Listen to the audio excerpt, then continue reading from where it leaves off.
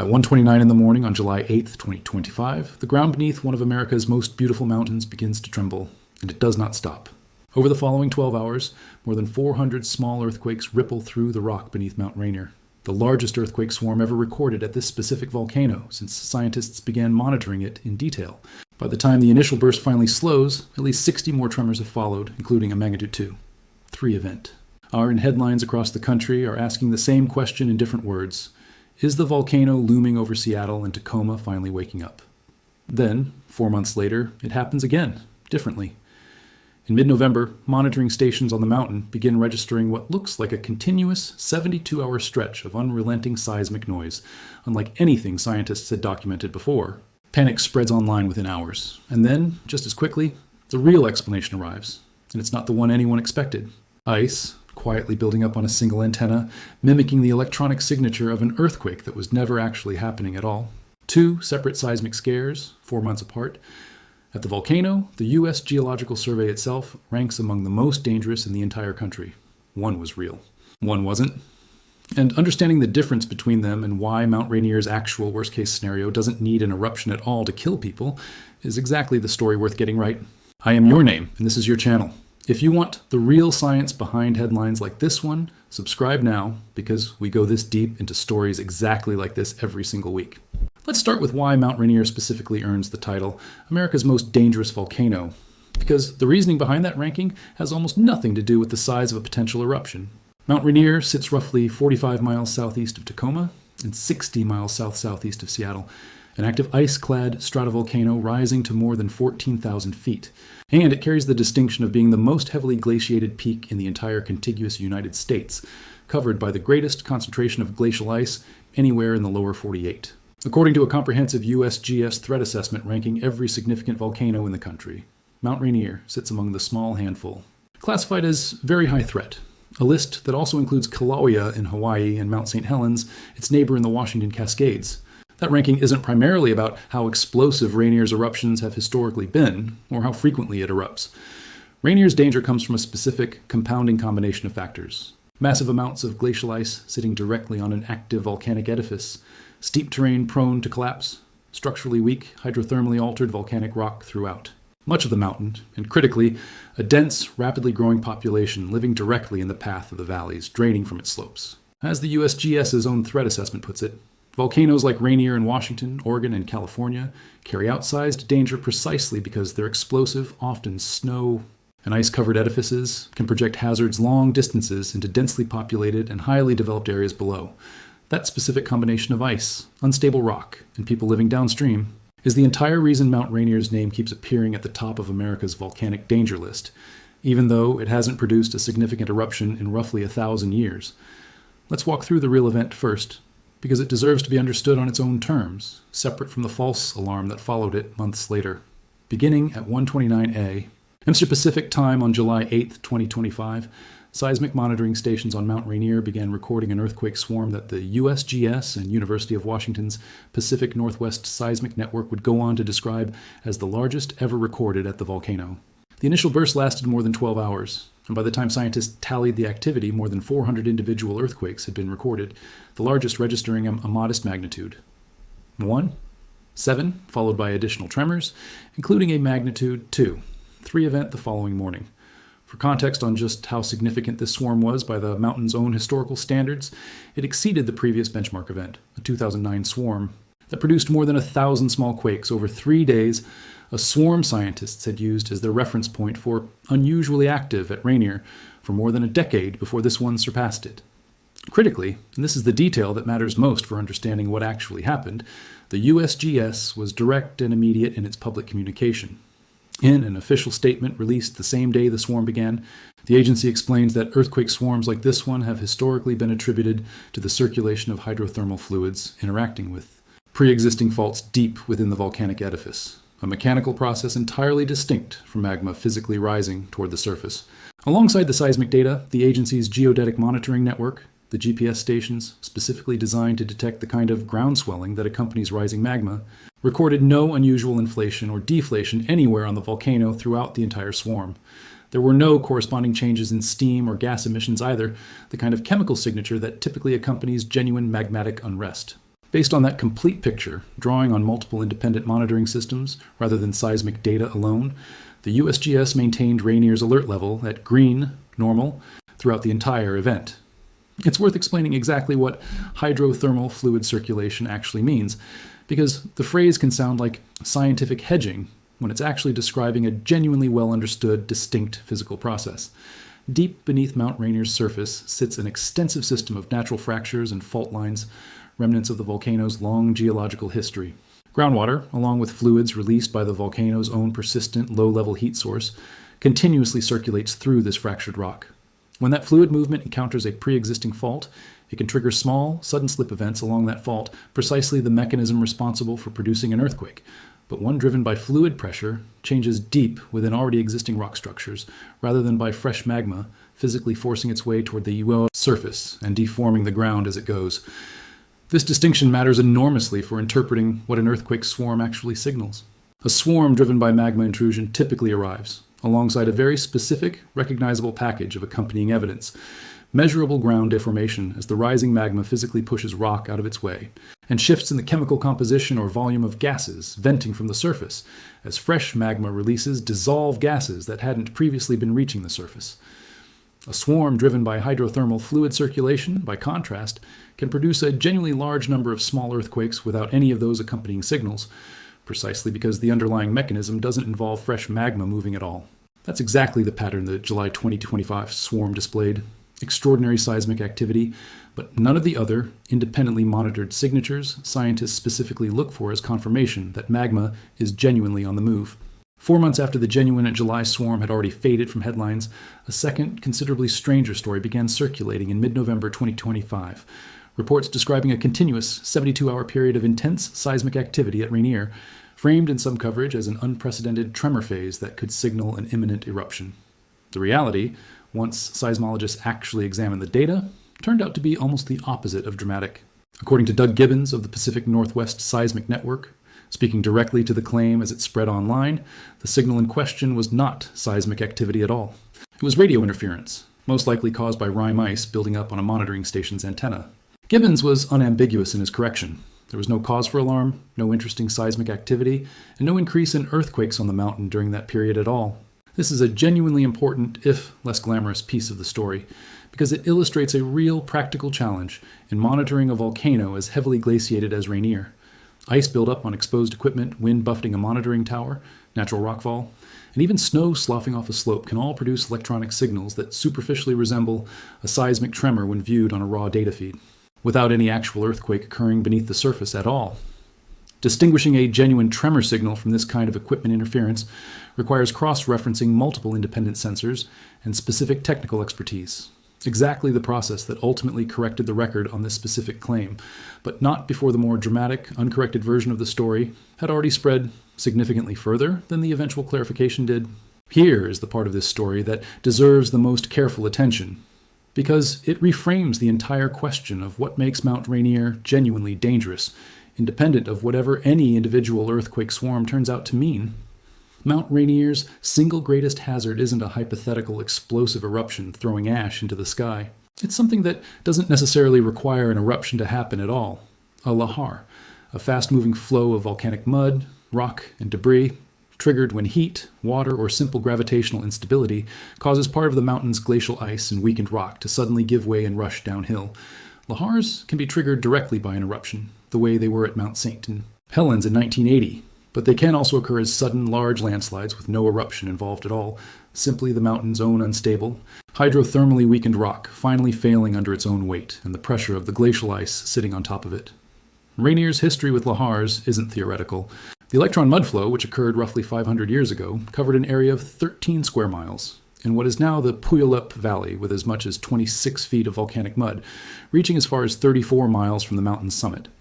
An even larger event, the Osceola mudflow, roughly 5,600 years ago, cut a path stretching 70 miles from the volcano, burying the landscape in more than 300 feet of mud in places before finally emptying into Puget Sound.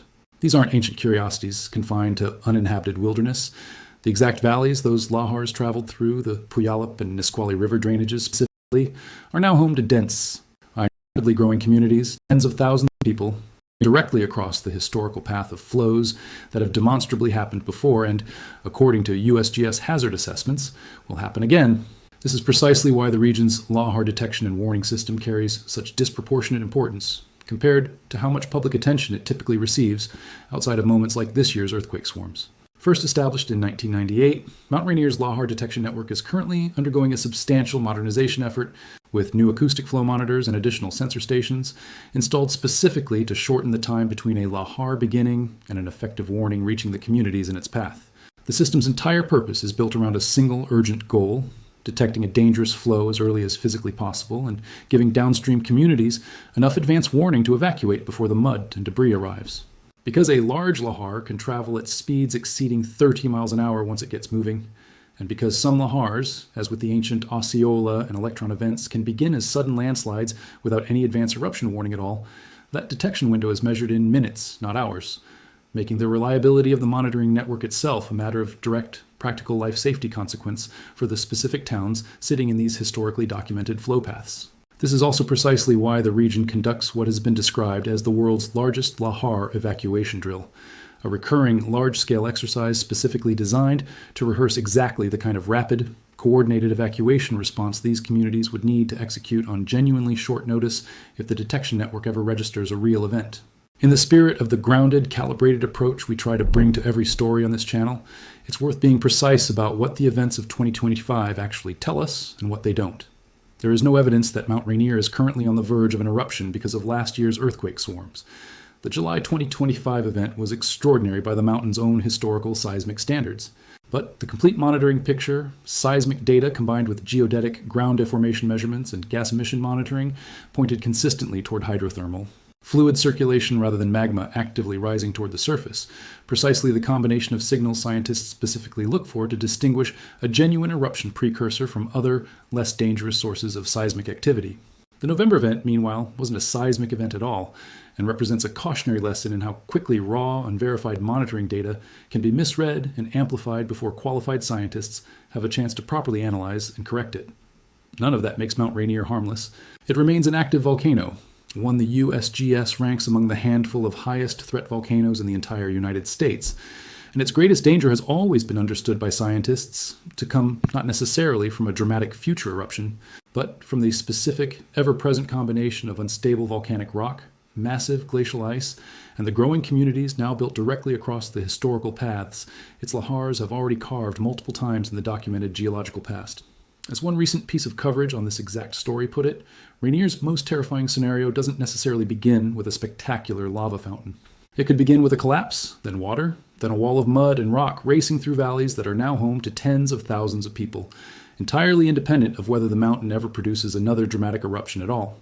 It's worth addressing directly why comparisons between Rainier and other famous volcanoes, Kilauea's flowing lava, St. Helens' explosive 1980 blast, or even Vesuvius and its long, dark history, tend to mislead people about what actually makes this specific mountain dangerous. Every volcano carries its own distinct threat profile, shaped by its specific combination of magma chemistry, eruption style, surrounding terrain, and the population living in its shadow. Kilauea's danger comes primarily from effusive, flowing lava that, while destructive to property, moves slowly enough that it rarely threatens human life directly. Mount St. Helens' defining danger is explosive directional blast force, the kind of lateral eruption that flattened hundreds of square miles of forest in 1980. Rainier's threat profile looks almost nothing like either of those.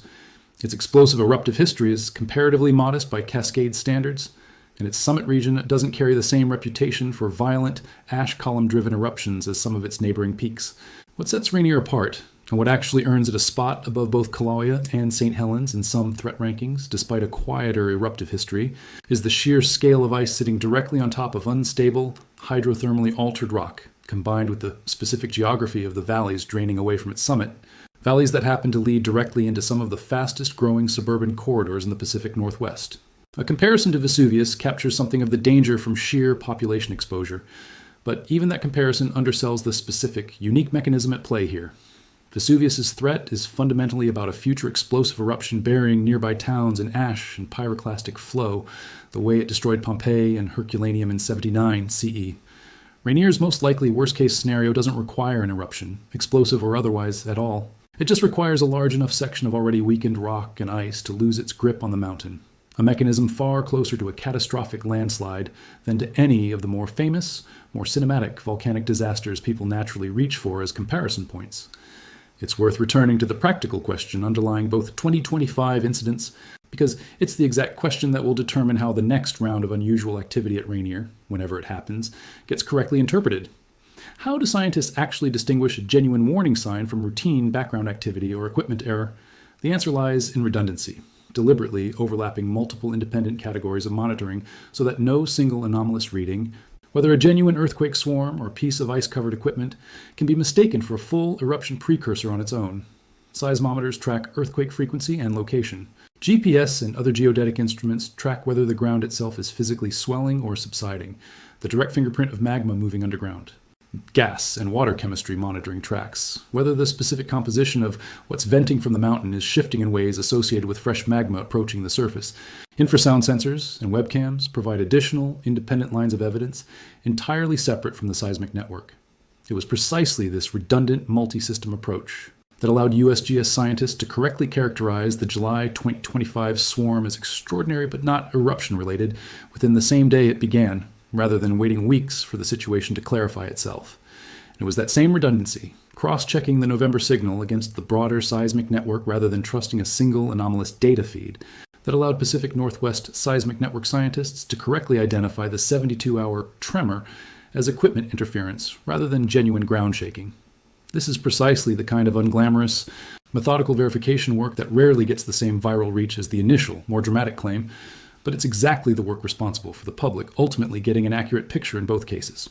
The Cascades Volcano Observatory and Pacific Northwest Seismic Network continue their dense multi-system monitoring of Mount Rainier around the clock, tracking seismicity, ground deformation, and gas emissions for any genuine departure from the volcano's established, well-documented background behavior.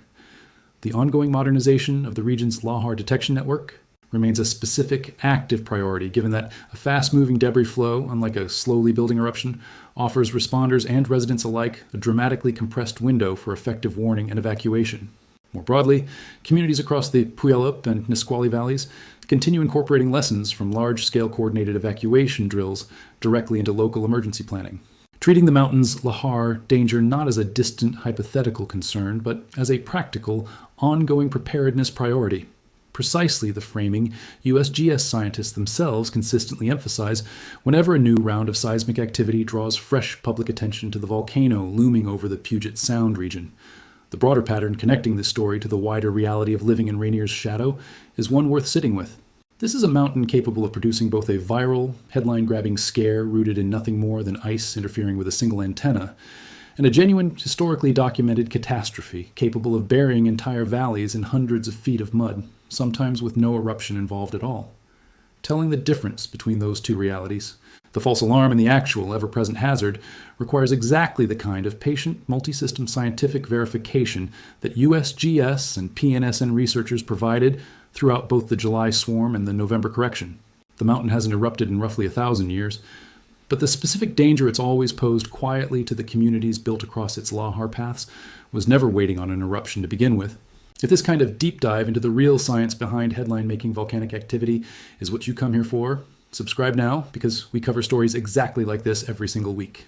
Drop a comment below and tell me if you live anywhere near Mount Rainier, or if you remember hearing about either the July or November 2025 seismic scares. And if you know someone living in the Puyallup or Nisqually valleys, send this to them, because understanding the real danger this mountain poses and knowing it has nothing to do with waiting for an eruption is exactly the kind of knowledge that makes genuine preparedness possible. Thanks for watching.